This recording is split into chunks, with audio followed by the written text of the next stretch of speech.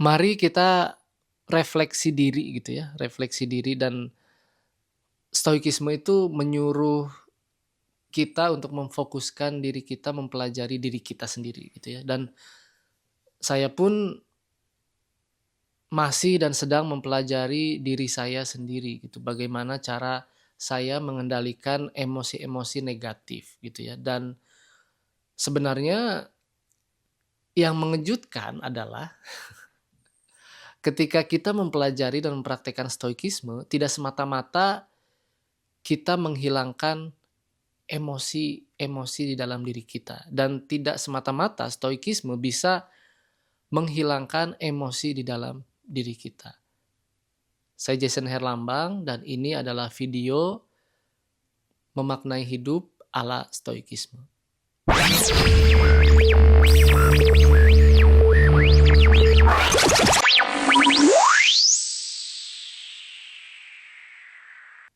Pertama kali saya mengenal stoikisme, tentu saja saya mengenal stoikisme dari 2 tokoh ini gitu, Ferry Irwandi dan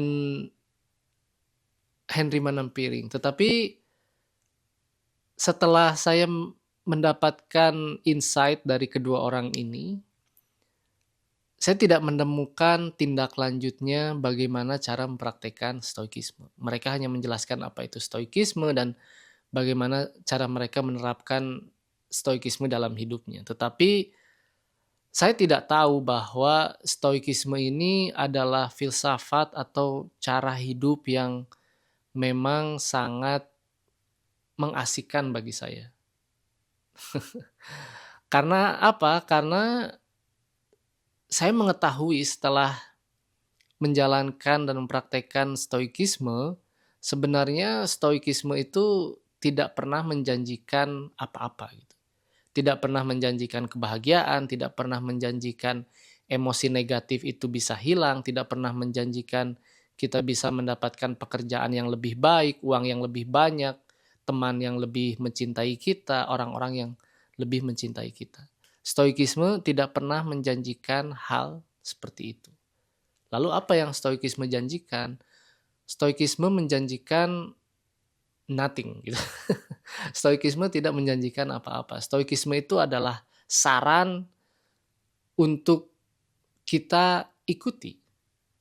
Saran-saran tentang hidup, sama halnya saran-saran dari orang tua kita, dari nenek kita, dari kakek kita, dari teman kita misalkan.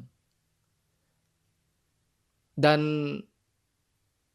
sifatnya memang adalah sebuah kebijaksanaan yang sudah dilakukan oleh orang-orang yang hidup sebelum kita gitu.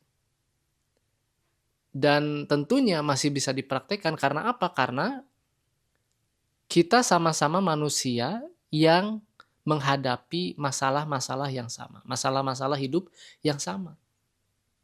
Masalah-masalah hidup yang sama itu apa? Seperti keinginan gitu ya, desire, dorongan-dorongan keinginan yang tidak bisa kita kendalikan, dan seperti hawa nafsu gitu ya. Lalu kayak, nafsu makan yang berlebihan, malas yang berlebihan, marah yang berlebihan gitu. Dan stoikisme mengajarkan dan juga menyarankan bagaimana caranya mengendalikan semua hal yang berlebihan di dalam hidup kita. Gitu ya. Seperti kemalasan, bahwa kita harus merefleksikan diri gitu. Kenapa kita malas gitu? Kenapa kita malas? Apakah kita hidup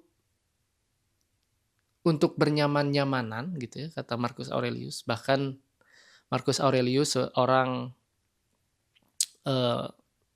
kaisar yang memiliki apa-apa, yang bisa melakukan apapun seenaknya, masih mengingatkan dirinya gitu. Makanya dia menjadi salah satu good emperor gitu ya.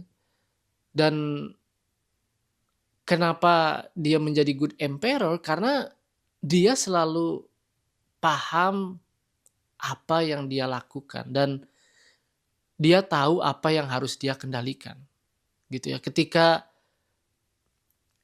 dia merasakan malas gitu ya, maka dia bertanya kepada dirinya sendiri gitu, apakah ini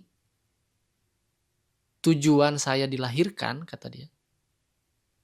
Terus kata dia, saya tidak dilahirkan untuk menikmati kenyamanan ini.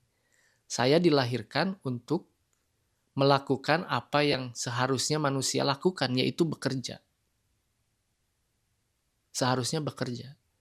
Tetapi di dalam society yang modern ini, kita selalu bingung untuk mengartikan sesuatu gitu ya. Karena kita terlalu tidak fokus terhadap satu hal.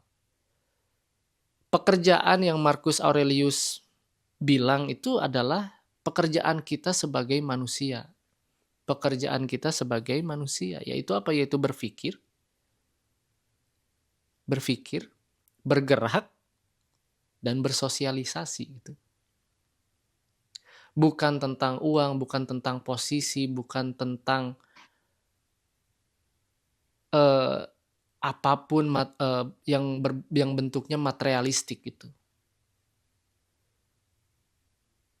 Dan ini adalah hal yang harus kita refleksikan juga gitu, bahwa standar kehidupan manusia modern itu diukur oleh hal-hal yang berbentuk materialistik. Ya, mungkin kita membutuhkan hal-hal tersebut, tetapi kita tidak boleh memfokuskan diri terhadap hal-hal tersebut gitu ya. Yang harus kita fokuskan adalah bagaimana cara kita berpikir, bagaimana cara kita menggerakkan badan kita agar tidak malas. Lalu misalkan kita menghadapi masalah kemarahan gitu ya. Masalah kemarahan. Lalu kita berpikir bahwa sumber kemarahan kita itu adalah orang lain. Orang-orang di sekitar kita. Bahkan orang yang kita pikir kita cintai pun dijadikan alasan kita sebagai kemarahan kita. Oh, karena istri saya misalkan membuat saya marah, makanya saya menjadi orang seperti ini. Oh, karena pacar saya menyakiti saya misalkan, makanya saya menjadi orang seperti ini. Jadi orang pemarah dan segala macam. Oh, orang-orang di tempat kerja saya ini nggak sehat, toksik, makanya saya menjadi orang seperti ini. Tetapi di dalam stoikisme, kita itu marah bukan karena orangnya, bukan karena lingkar sosialnya, bukan karena society-nya. Bukan karena orang-orang di sekitar kita, karena kita mengiyakan orang-orang tersebut membuat kita marah. Kata stoikisme, kata-kata itu akan hanya berbentuk kata-kata bila kita tidak mengartikannya sebagai hujatan, sebagai kritikan, sebagai insulting kita gitu, sebagai ejekan gitu.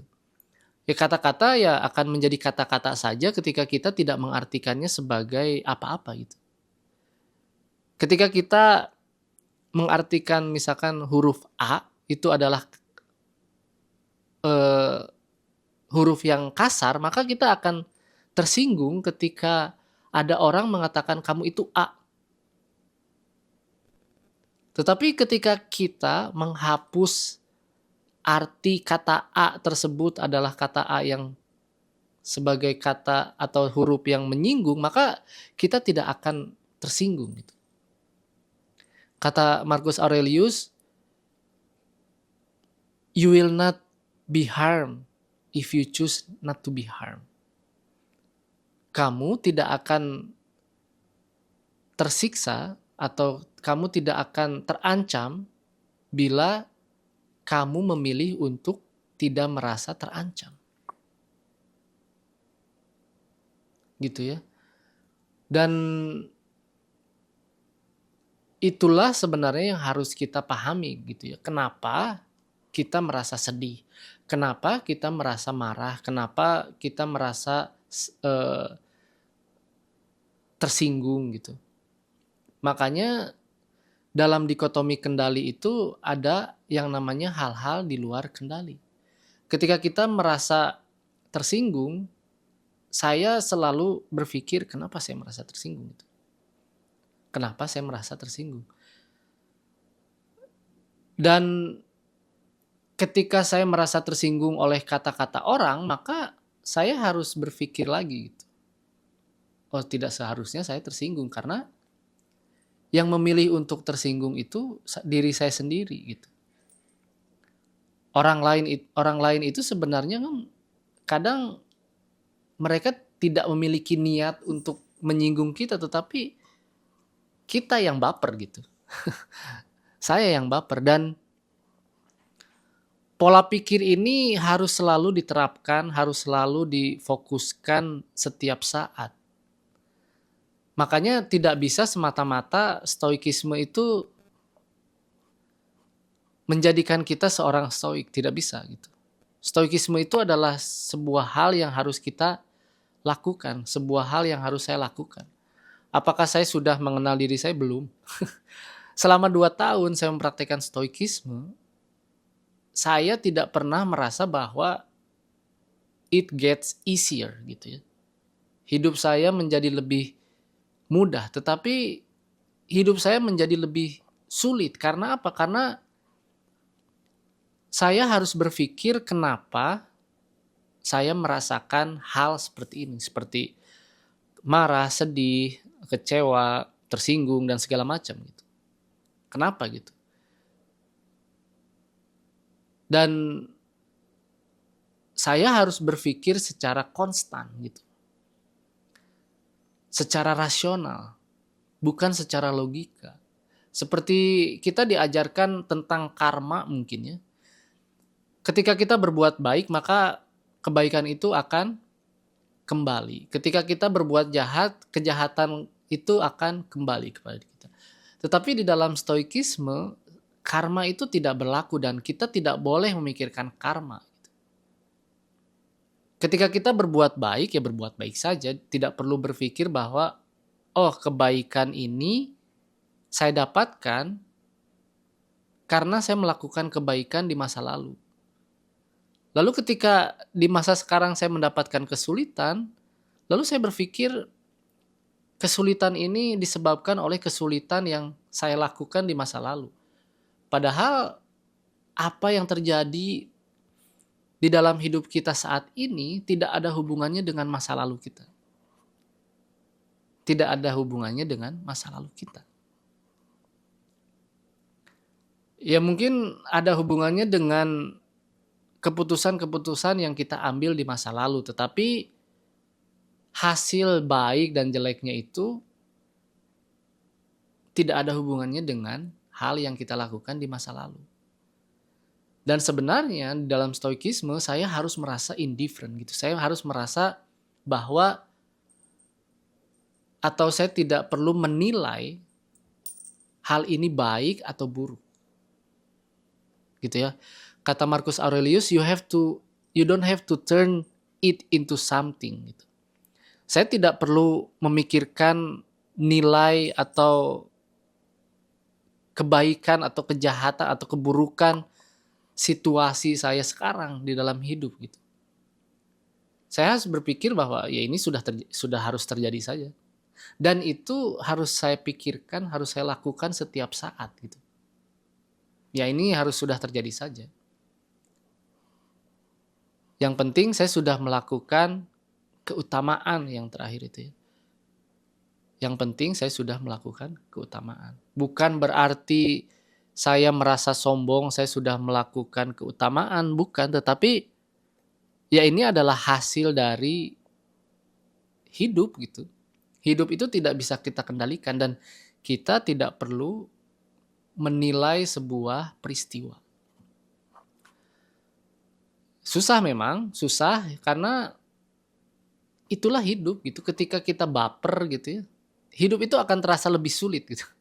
Tetapi ketika mungkin kamu tahu ada orang-orang yang woles gitu, yang slow gitu, yang tidak peduli apapun yang menimpa di dalam hidup dia gitu.